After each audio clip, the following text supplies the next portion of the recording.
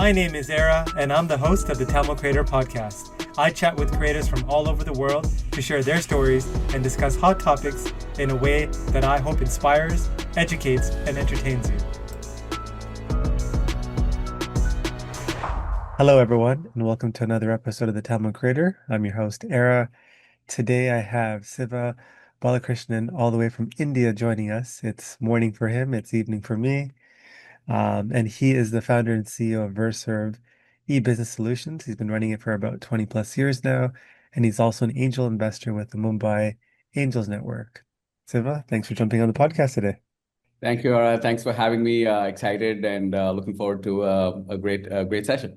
Well, let's start at the beginning. Tell me about your childhood and what that was like, some of your maybe formative teenagers, and how that kind of connects you to kind of where you're at today in terms of being an entrepreneur.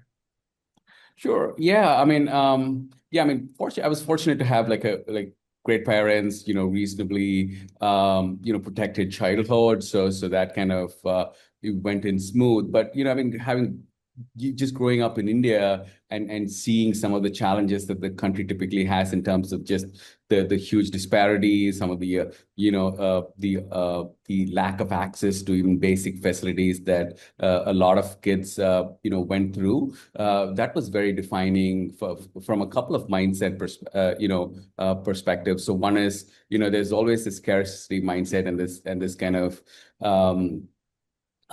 urge to somehow protect and gather.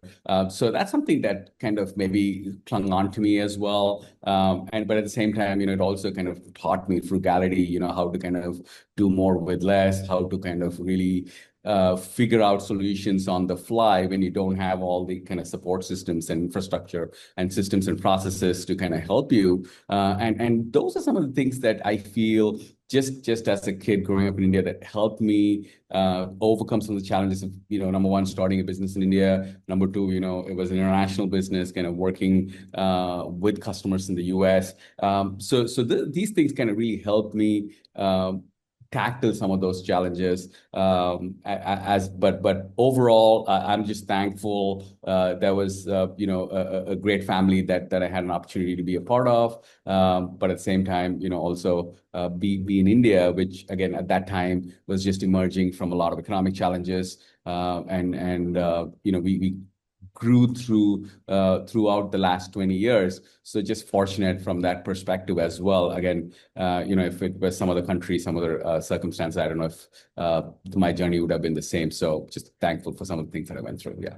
Did you have any kind of, I don't know if it's going to call it childlike business, there's always the lemonade stand or, there's all these businesses that you always hear about kids running that kind of sparks kind of that curiosity or that interest in business. Did you have any of those kind of moments out of curiosity? Oh, it's interesting you brought it up. So basically what happened was I went to the US and to study and obviously I didn't want to take money from my parents, wanted to kind of do my own thing, chart my own course. And so I was applying desperately for jobs, just wanted to kind of make sure, cover my tuition, living and all that. And then I meet, you keep applying and I go to this office that I get called for interview and have a good 20-minute conversation with this guy. And he gives me the job. And the job is a web developer. And I'm a mechanical engineer. I have no clue what web development it is. And then so I took that job. And basically, I had a friend of mine back in India who had just got placed in TCS, who was making 15,000 rupees. I told him, hey, I'm going to pay you 15,000 rupees more just to work for me over the weekends. And that's really how my outsourcing journey started. I said, hey, this works, and you're just kind of focusing on what you do best, and this other guy back there who's getting his side of things done, and it's really win-win for everybody. So that's kind of the way Vserve started was through that little quirky incident. But when you look back, it's just that opportunity to be in that position and leverage that moment that taught me so much. Yeah. But I guess for you to launch Vserve, the insight that you had was you were kind of the US making US dollars, and you had a friend that had the skill set but worked in India, and so you kind of saw an opportunity like what Yeah. do they say? It's like there's a term, it's escaping me now, but like there's like that gap in terms of knowledge, not knowledge, sorry, like you saw an opportunity and there was kind of a gap, enough of a gap to make it into something of a business. Yeah, yeah, exactly. So what we did was I came back, we kind of really took a browsing center. So, we didn't want to kind of put in the money as a student. So we hired a browsing center. Back then you used to have browsing centers, I don't know if you, No, actually, no, maybe you can explain that. yeah, so a browsing center is a spot in India back then, 15, I think 18, 20 years back, where, people who wanted access to internet, so they'd go in and pay by the hour, like $2 an hour, $3 an hour, whatever that is. And then so they would get access to email and internet. So that's usually, in the morning hours. So what I told them was, hey, you have the whole evenings free. So we would bring in our teams because that worked out well for the US kind of interface as well. So we'd bring in our team, hire our people, and then kind of use the evening hours. So basically, I ran it without any investments, just the salaries, and we had our first customer because I'd sold the story to somebody saying, "Hey, I already have experience doing this." That's kind of how it it panned out. Yeah. I guess maybe you can kind of explain in your own words, because I guess my understanding of Reserve is it's almost like a business that helps online stores run smoothly, handling a lot of the behind the scenes work for these e-commerce businesses. So like a lot of the work that customers don't always see. So it's almost like a digital helper in a way. Is that correct? Right, right. So we've kind of evolved. So we started off in the data space. Outsourcing was brand new back then. Then we moved on to Yellow Pages. So we did a lot of work at some point with Yellow Page companies in the US. But then we started seeing that Yellow Pages was a dying industry. So in 2015, 2016, we kind of really super focused on a sunrise industry, which we decided was e-commerce. And our role was to help with setting up the technology and running the operations for any e-commerce company. So that's kind of how we started our current form, and we've really evolved into more of an e-commerce plus supply chain, back office, end-to-end solutions provider. So be it technology, be it services, being operations, data analytics, whole bunch of things around all of that.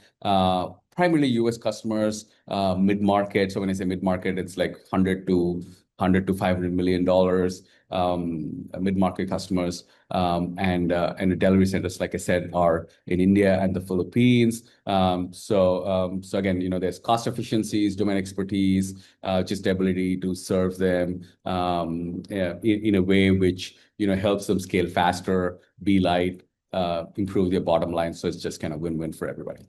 And like, how did you get your first customers? Like, what were the techniques or like not techniques, but strategies or like hacks that you kind of use? Because, in a business, especially like it sounds like you did bootstrapped, getting your first customers is a grind. And once you kind of get that, build up a little bit of brand reputation and momentum, it's a bit easier to kind of get bigger and bigger customers. So like, how did you get your first customers?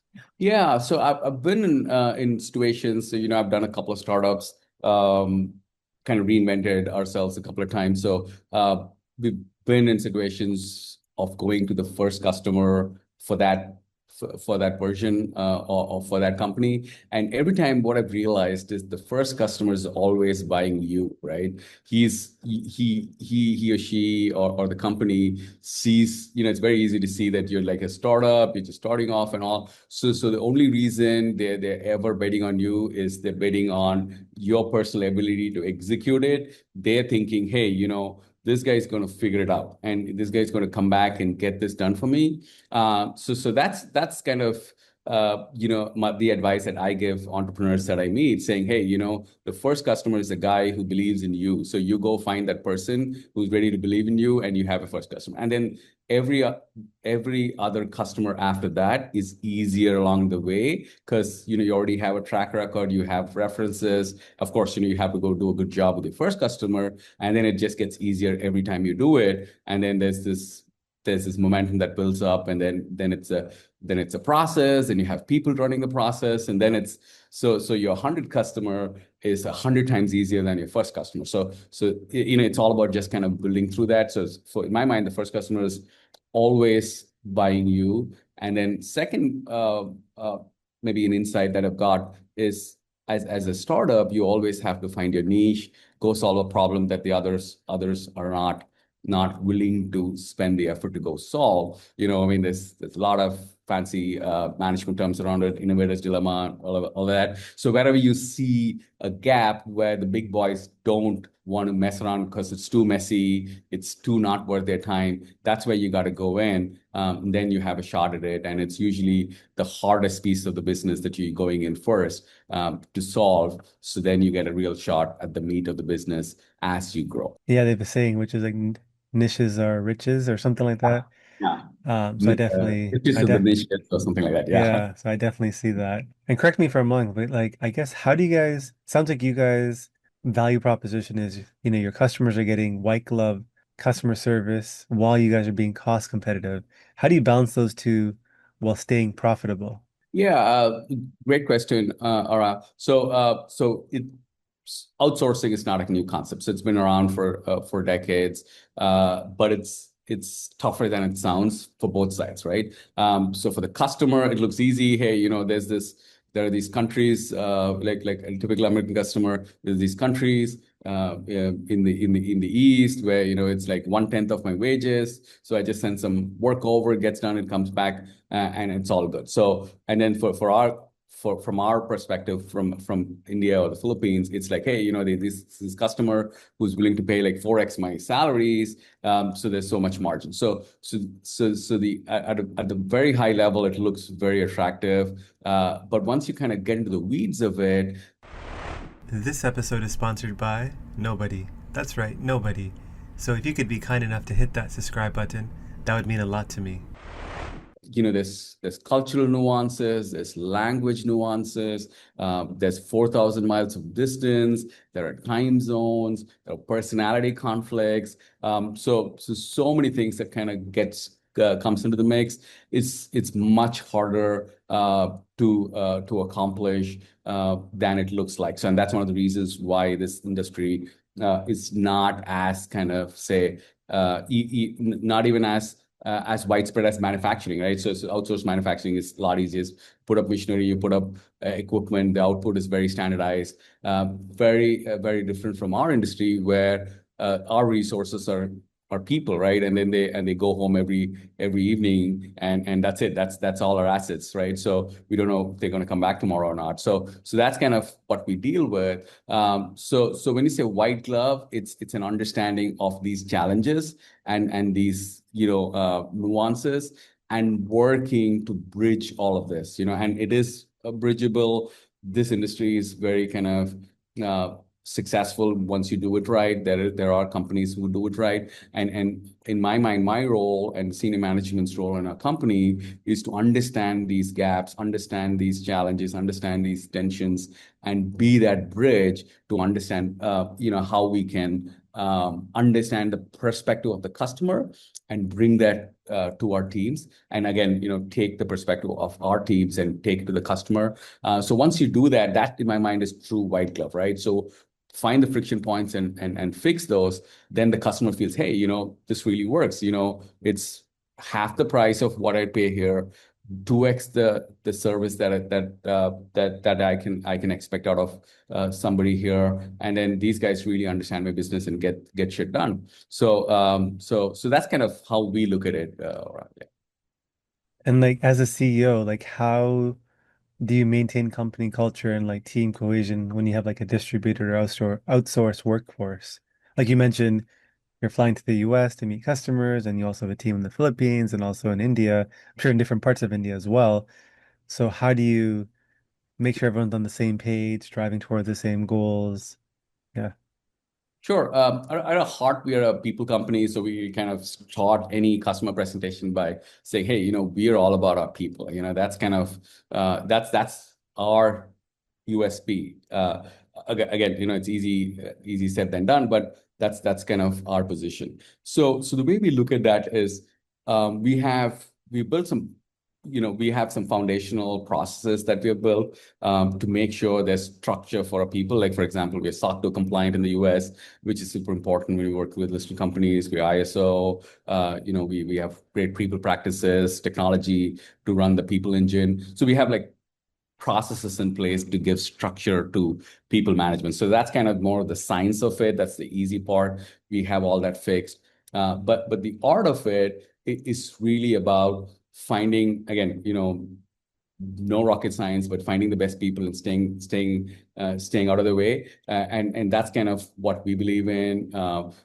I've realized personally what my strengths are. So I'm more of the guy who fixes problems, the guy who kind of really understands the customer's needs and translates that to our team. So that's my role. And then for everything else, every other role as senior management, we've gone out and found people who are really great at that and brought them to those seats and said, hey, you guys go run with it. And then my role, our role is to take care of them, right? It could be whatever needs they have in terms of career growth, in terms of personality improvement, personal improvement, their personality in terms of their ability to work with other people. So we are there to kind of help them overcome those challenges, help them get to the next spot there. And then we've seen that the teams automatically take care of the best interest of us. And then our kind of philosophy with customers is, hey, our teams would care more about your outcomes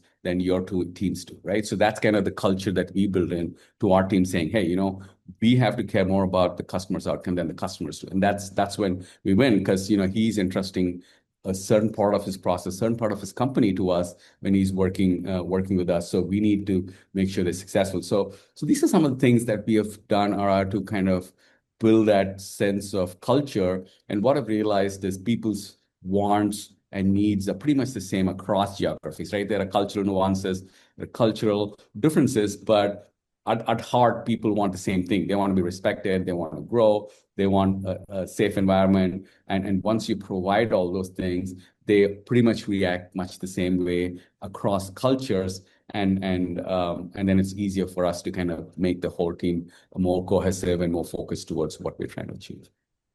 And I got to bring up obviously like the buzzword, but like AI obviously, with kind of the work that you do, like like you said, your product or like your primary resources people. There's two schools of thought with AI, right? One is it's going to kind of eat kind of the jobs or companies that do certain kind of services, kind of like what you do. Or there's the other school of thought, which is you could make these companies more efficient or get people more productive, improving their productivity and deliver more output with AI. Like, what's your school of, like, how do you feel about incorporating AI or like just the overall impact of AI on your business, like now and looking to the future? Yeah, obviously, there's no doubt that AI is going to be one of those fundamental shifts that humankind is going to face.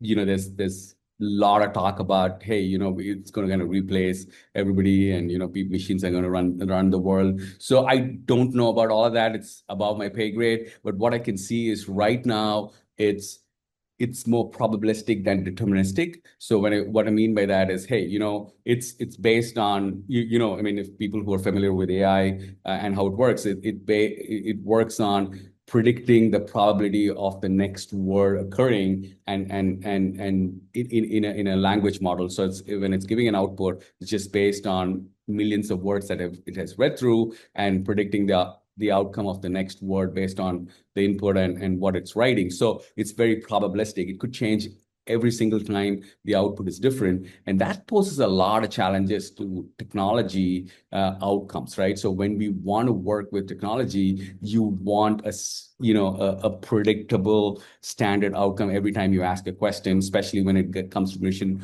critical processes. So as of today, we made a lot of progress. AI is a great tool. We see productive improvements anywhere between 15 to 20%, using AI, and we kind of pass some of that to customers. It improves the bottom line, helps our people become more efficient. All of that's great. But when it comes to really letting it run the process, it's not ready yet, just because of what I said is my belief. And so there's still a need for the human in the loop. So unless something dramatic comes up, which kind of fundamentally changes the way AI does things, it moves and it moves from being probabilistic to deterministic.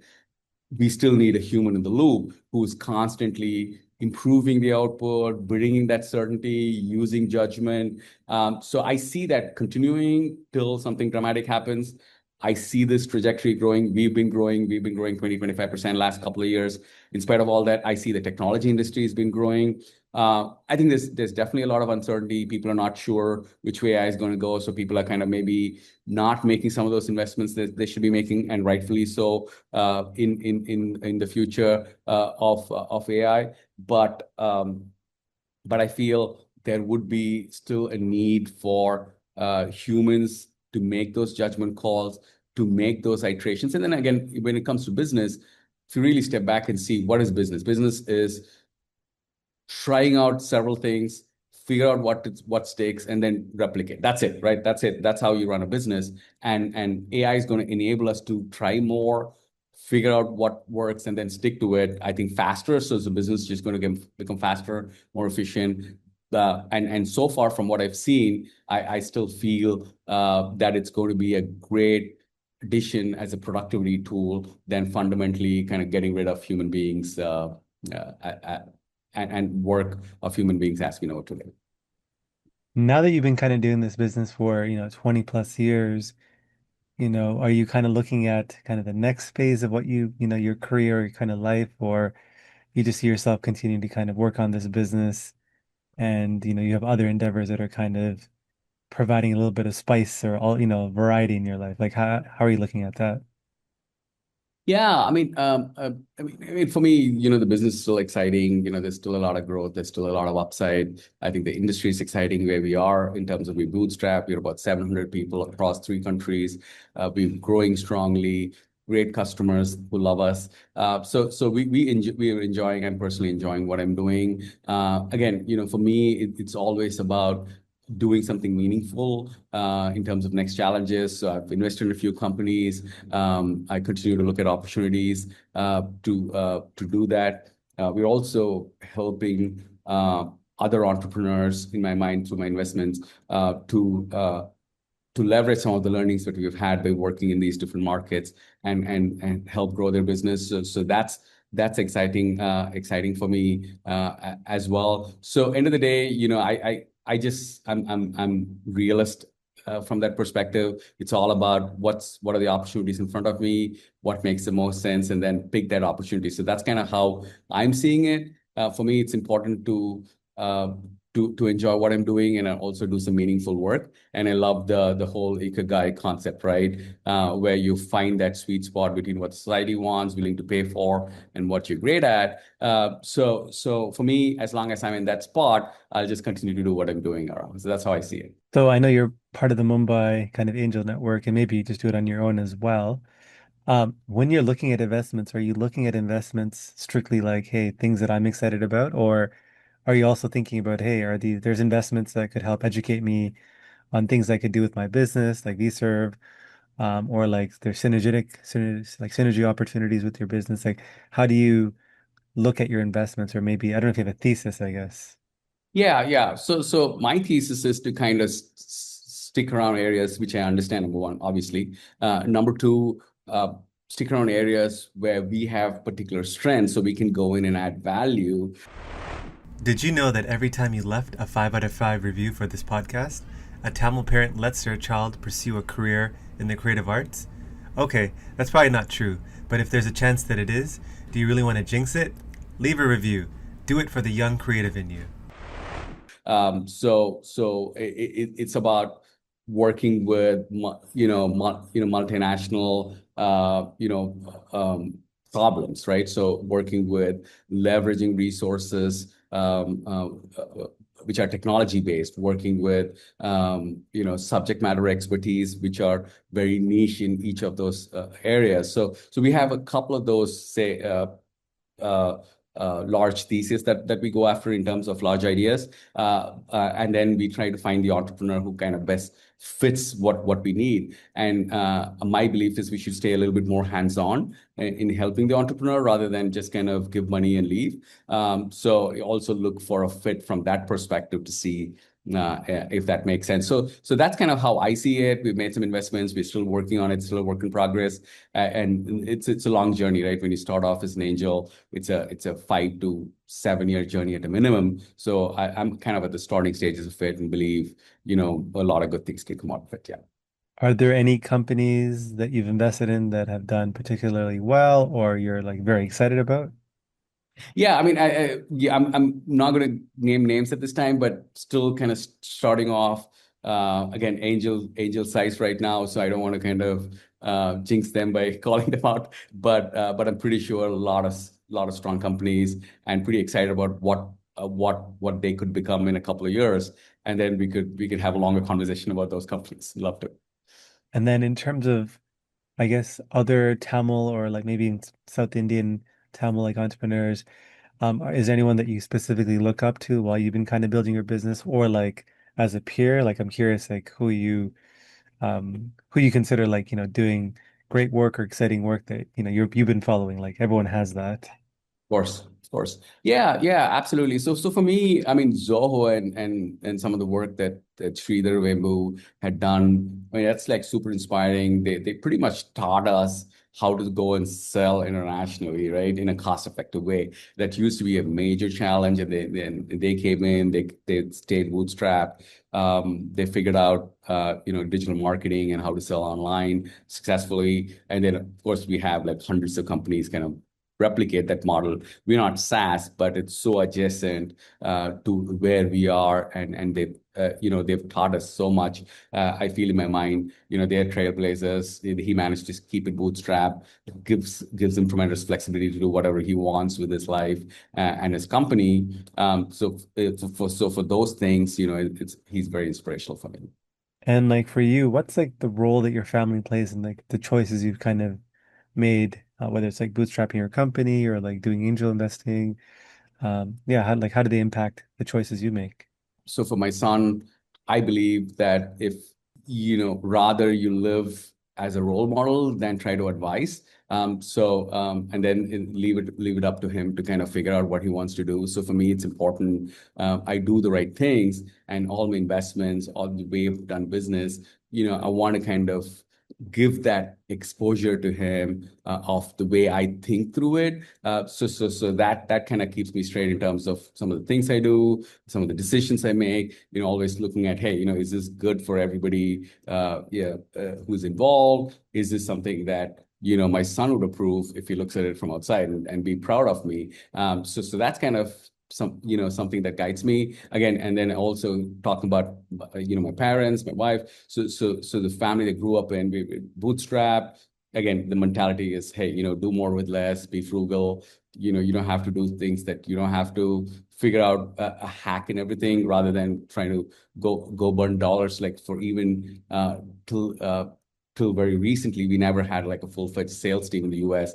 We could afford one, but we said, hey, let's go figure out a way to bootstrap this and build a team in India, so we can do at least most of what a local US-based sales team, which would have costed like a couple of $1 million a year for us, but out of India at a fraction of the cost. So those are some of the things that this ecosystem, my family, and kind of what I want to be seen as by my son, kind of helps influence. Yeah. A lot of learning comes from like failing and learning quickly and iterating. So like, what's a failure or learning lesson that you've experienced? Like a significant one, something that you've learned a lot from in the last like 3 to 5 years, and like what was your particular learning from that experience? Yeah, for sure. Again, you like you rightly said, one of the things that I learned is fail fast, right? So fail fast, iterate faster. You can never be fast enough as far as failing is concerned. So a couple of years back, I had this insight of consolidating the service, the automotive service ecosystem in India, right? So third-party services, non-dealership is super fragmented. We had some interest in dealerships, so wanted to kind of leverage that to do that. And I mean, long story short, we failed, right? So we failed to raise money. We burnt a lot of money. And what happened was I realized that timing is everything. So there were a couple of guys who went out and beat us in raising capital. And in this industry, only a couple of people get funded, and then they keep consolidating them to maybe two or three at the end. So what happened was the big guy turned out to be a fraud, right? So they were just fudging numbers, and then this news came out, and the whole kind of industry collapsed. So another big learning there is also timing, right? So you're kind of in the wrong place at the wrong time with the wrong kind of people as competition. You burn 2 years, you lose a lot of money, but you just kind of get stuck. So again, for me, it's fail fast, and also timing is as important as everything else, like team, your insight, what you're doing. So timing for me is equally as important. Is a big learning there. If you had a chance to kind of go, sorry, go back in a time machine and talk to 16-year-old Siva, like what would be the advice you'd give him? Yeah, I mean, for me, I wish I'd gone after large problems rather than so when I say large problems, are like these fundamentally industry shifting problems. So I believe every I've learned that everybody gets like one or two shots at it, and you would much rather do it as a younger person at 20 or 25 when you have nothing to lose, when you have like the energy, the world behind you. Much rather do it then than at a later stage. Not that it's not possible, not that you can do it. A lot of people have successfully done that. But for me, the advice I would give is go try to build something world changing, and if it fails, that's fine. But at least you tried. So that would be my advice. Yeah. Good advice. Mhm. Because yeah, like you said, as you get older, energy and time become those finite resources, especially as Yeah. you add kids to the mix as well. Yeah. In terms of your personal legacy, in a few sentences, like how do you want to be remembered by your friends and family? Yeah, I mean, I keep thinking about it, and I guess a lot of people think about this. So on one side, there's this um, Money can be hard to come by, but here's a $100 opportunity for you. Join my free newsletter for free exclusive content and a free chance to win $100 when I hold special draws. Did I mention that it's free? there's this, do you really matter in the larger scheme of things? There's this big question about, hey, who cares, right? So, when you're gone, you're gone. People would mourn for 15 minutes and then move on. That's the reality of life. And on the other side is this, great starfish example where, you make a difference to even that one starfish that you throw back from the beach, that matters. So this huge spectrum where you could be in terms of impact versus legacy versus what you want to do. And that's where, like I said, I'm going to go back to the ikigai thing. So I think that makes a lot more sense for me, where you find that sweet spot where you're enjoying every single day of your life. You find something that, you know, the world is ready to pay for, and then you find something that the world really wants. That's kind of your purpose, and you're enjoying it. And then it's, if that makes a difference, great. If it doesn't, at least you're enjoying it. The world wants it, and you're kind of enjoying the journey. So for me, the journey is a reward. Be in your ikigai, and I think that's potentially where people feel inspired, I guess, when they look at you. Yeah, I think for me, I just love this question because I grown to become a long-term thinker where I think it was a few things. So like most like you probably know the things, but most people overestimate what they can do in a year, but Mhm. underestimate what they can do in a decade. Right. And then I think Jeff Bezos had this saying where if you want to have an easier path to compete, most people can think in 1 year terms or 3 year terms or 5 year terms, but you find very few people that are willing to think 10, 15, 20 years out. So the more you expand like your time horizon of how long you want to compete, the less Yeah, people are willing to compete with you. And the path to absolutely. success for whatever you have is like higher. Because for me, I think it's actually in India. I think there's this one you might know the story, but and maybe I'm messing up how I'm telling it, but I think there was a guy that used to live like in a very like a desertified area where it was like sand, nothing was really growing. And then he started off by planting like a tree and like a bunch of trees and slowly over like I think he did it over like 20 or 30 years.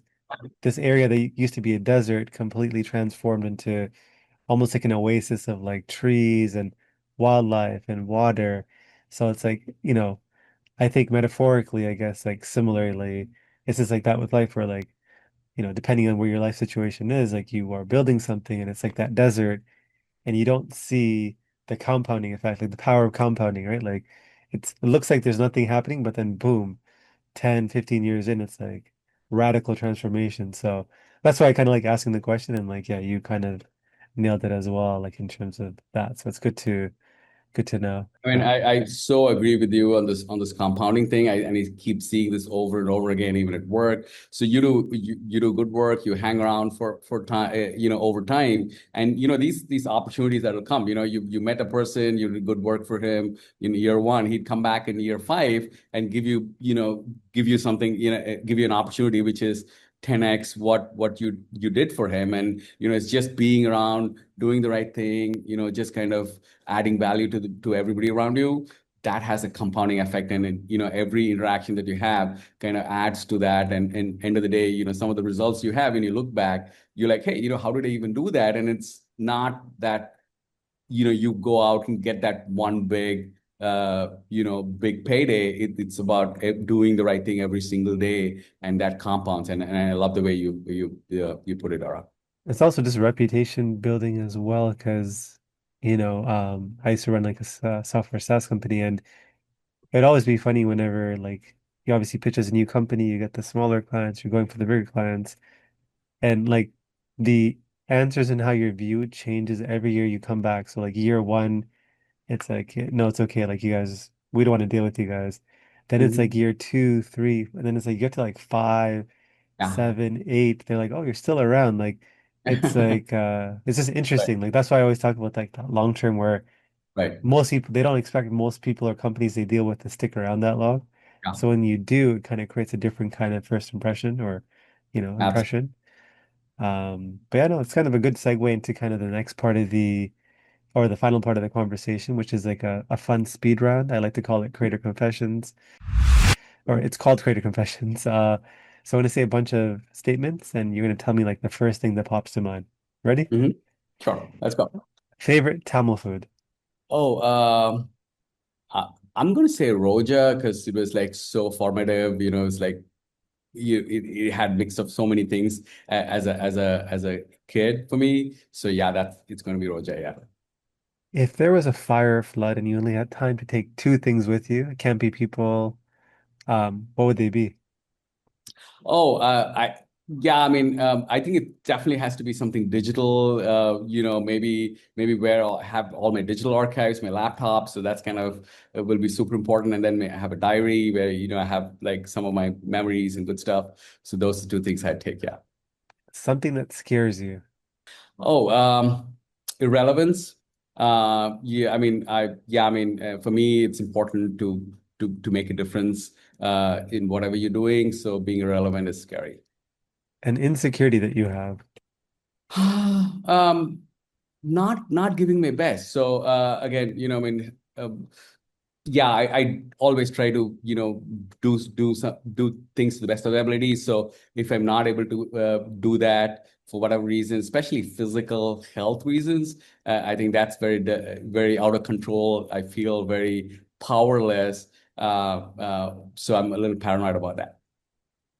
TV sh favorite TV show that you've watched. Oh, net. My rule is no no Netflix series because I get so addicted to it and I'm like watching it till 4 a.m. and it really messes with my mind. So Breaking Bad was the one thing that I watched through and it really kind of I loved it. I loved every bit of all those characters. But I think at the end of that is when I decided no more TV series. I'm gonna stick to movies and short form because it's just for me, I get into it and I'm just kind of spending too much time on it. I agree with you. I got to that same insight as well, just because of the time commitment, in Yeah. movies easier than a show. But I do Yeah. watch shows now that It's not like Breaking Bad where like you have to keep watching. Like I like to watch shows where each episode can kind of operate independently, so I can just watch an Yeah. episode and I don't Right. have to be like, oh, what's happening next? It's kind of just like, you know. Yeah. So I agree with you there. A place you're itching to travel to. Oh, I haven't been to Japan, so it's kind of suburbs, especially these smaller towns. I've heard some amazing things. I go to Philippines so often, but it's just so across the pond, but never done that. So it's in my bucket list. I have this little rule of avoiding not doing something for the first time. At least every 6 months, try to do something for the first time. So Japan is going to be that very soon. Yeah. Amazing. Fellow Tamil creator you want to give a shout out to. Um, I mean, a whole bunch of people. I mean, I've been traveling to the US. The entire, expat uh, Tamil community from everywhere, because it's so obvious. I've been traveling to the US for a long time, going back and forth. The perception of India, of South Asia, of the Tamil community, it's really gone up. We're so respected. We've so many high achievers. So it's really inspiring some of the great work that the expat community has done. And yeah, just kind of kudos to the entire community for kind of really making us feel proud whenever I'm in the US, Europe, wherever. Yeah. Favorite childhood memory. Oh, the first time I flew, so that was I was in fifth grade, and then the next time I flew was when I went to the US when I was 21. So it was for the longest time the most cherished thing. I still remember the burger that they served me and I ate. So yeah, it just kind of speaks of the times, I guess, and maybe the resources, the lack of it. What's something that you do for fun outside of work? Oh, I play tennis, so I love tennis. So it's kind of I break my day into two parts. One is before tennis, one is after tennis. I kind of put it in the evening. So it kind of helps me keep that balance because I work the evenings in India because it gives me some face time in the US, and then the mornings are for the Asian operations, and tennis kind of sits nicely in the middle, and it kind of goes back to one of my ambitions. So I read, I don't know if Tom Watson, he's founder of Walmart, so he has a great book, and I read it. And one of the things that he did was he had his own plane where he just flew around to each of his stores, and then he played tennis every afternoon. And I was like, when I was a kid, like, hey, I want to be like him, and at least I've done the half of it. The other half, the plane part, I don't know when that'll happen, but I'm doing the tennis part. Favorite movie of all time. Oh, Pretty Woman. I mean, for some reason, it's a rom-com, but it's got everything and it's some great characters, and I'm a big fan of Julie Roberts. Yeah. What's something that you could benefit from caring less about? Oh, what the society thinks of me. Again, I think I personally feel that I've spent too much cycles worrying about that in the past. I'm getting better at it, but I don't think I'm at a point where I can say I really don't care about any bit of it. There's still certain things I care about, but I know it doesn't matter, and working on it. What's a decision you've been putting off for a while? Oh, again, where I want to be based out of. Again, it's always, hey, should I be in the US? Should I be in India? Should I be somewhere in between, like Dubai? Because travel so often. I've just been reluctant to take the decision because I'm so comfortable with what I'm doing today. But I know I need to make that move. So it's coming pretty soon. What's something that you were wrong about? Oh, a lot of things. I've I've failed in many things. But I think beliefs are something which are so irrational, but you can't take a belief out of a person. So I realized that you can't, no matter what logic you use. And I mean, all these wars that we're fighting, and I thought we were done with wars and we're starting all over religion, over a wall in in let's say Jerusalem, and you see some of these things, and then what I've realized is, hey, I mean, people and beliefs, you can't change them no matter what, for even if it's several thousand years, and you got to sometimes just embrace it and move on with it rather than try to fight it and say, hey, my belief is more superior to yours. Just respect it and let them be, rather than use logic or anything else, because I realized it just doesn't work. What's a purchase you've made that you splurged on in the last few years that you have no regret about? Huh. I keep buying gadgets. I'm this gadget freak. But I just bought this $200 toothbrush, which kind of tells you how you brush. And I'm like, I I know I don't need it, but it gives me all these insights about which tooth I covered well today and which I didn't. And it's like super crazy, but it's stupid, but I love it. So I don't regret it, because it's one of those things, right? We spend so much time every day, just kind of dealing with it. So yeah, Oral hygiene is very important in terms of overall health, so I think it's a good spend. that too. That too, yes. Pet peeve of yours. Oh, for me, it's gossip. Like, it's like, hey, I mean, it's like, don't, right? I mean, just let's talk about problems and people, and I encourage people around me to do that. If you knew that you were going to die tomorrow, a regret that you would have. Oh, right now, I'm at a spot where I've realized that I've never been perfect. It's okay not to be perfect. And I've also grown to forgive my past self for many of the things that I have done or have not done, which I regret about. So I'd say, I'd be just happy saying, it is what it is, and it was what it was, and let's move on to the next whatever that is. So that's kind of where I am. Yeah. A person whose life you'd want to explore or you would want to experience for one day. One day, Yeah, just one day. yeah, I think if it were just one day, I'm going to say it'll be somebody who's given their life like a Mother Teresa, or somebody who's just given their life for the others. Pretty much sacrifice themselves for the others. I mean, that's a perspective that's hard for me to understand. I'd love to kind of be in the position to kind of fully assimilate it, to see what it feels like, to say, hey, my life is going to be dedicated to the others and the well-being of others, and I don't have any personal needs or wants. So I think that's a great spot to be in, and I want to understand how that feels like. That's like probably the most interesting answer I've had to that question. So good. Um, Oh, what's a book you've read or a podcast you've listened to recently that's had an impact on you? Oh, I'm going to say I'm a big fan of Jonathan Haidt. I don't know if you've read him.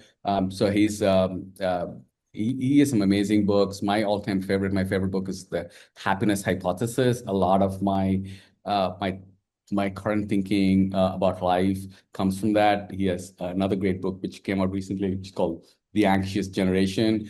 But some of his insights are amazing. I'd highly recommend, if you haven't, to kind of take a look at some of his books.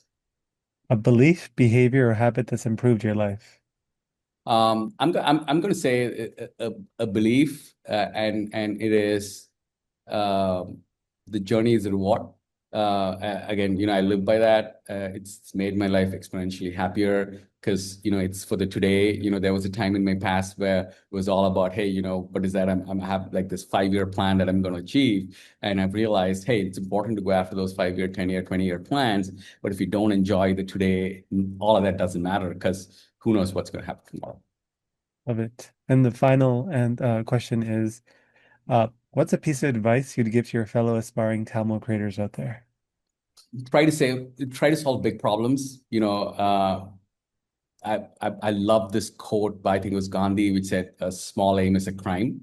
I love it. I've tried my best, and I think it's inspiring, some of the work that other Tamil creators are doing, and I think it's our duty to aspire for more, and be bigger, better than what our previous generations have been. Great. Well, that's a good way to end off the podcast today. Siva, thanks for jumping on, sharing your entrepreneurial journey and kind of what you're looking forward to next. For someone listening that's been inspired and wants to connect with you, what's the best way for them to do that? Yeah, my LinkedIn, Siva Balakrishnan, you should be able to find me. That's the easiest way. My DMs are open in LinkedIn, so feel free to reach out. Happy to talk, share my thoughts. Awesome. Well, thanks again, Siva, and for the audience. As always, appreciate you guys listening. On to the next episode. Thank you, Ara. Really enjoyed our conversation.